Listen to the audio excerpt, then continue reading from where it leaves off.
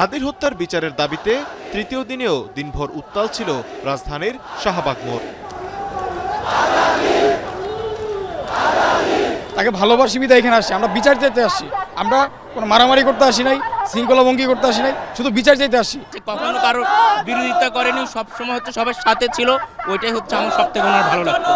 রোববার রাত 10টার দিকে অবরোধ কর্মসূচি সাময়িক স্থগিত করে 24 দিনের মধ্যে বিচার নিশ্চিত সহ 4 দফা দাবি তুলে ধরেন ইনকিলাব মঞ্চের সদস্য সচিব। যারা খুন করেছে, যারা খুনের পরিকল্পনা করেছে, যারা খুনের সহায়তা করেছে, তাদেরকে গ্রেফতার করে আগামী 24 দিনের মধ্যে বিচার নিশ্চিত করতে হবে।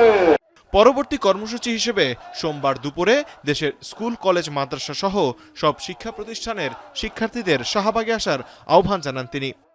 আগামীকাল দুপুর 2টায় স্কুল, কলেজ রয়েছে এবং স্বাধীনতাকামী জনগণ রয়েছে। প্রত্যেককে আমরা ঢাকার এই হাদি চত্বর শাহবাগে এসে অবস্থান গ্রহণ করবার জন্য অনুরোধ করছি। কোনো হুমকি আর ষড়যন্ত্র হাদির খুনিদের বিচার ঠেকাতে পারবে না বলে হুঁশিয়ারি দেন ইনকিলাব মঞ্চের নেতারা। সকলকে বিচারের মুখোমুখি না করা হবে, আমরা আমাদের আন্দোলন থামাবো না। তৌহিদুল তারেক, এখন, Dhaka. Colour expert, George sap এবং মাইল্ড অন হ্যান্ডস টেকনোলজি সমৃদ্ধ অরিক্স ক্রিস্টাল ওয়াশ আপনার লন্ড্রি এক্সপার্ট।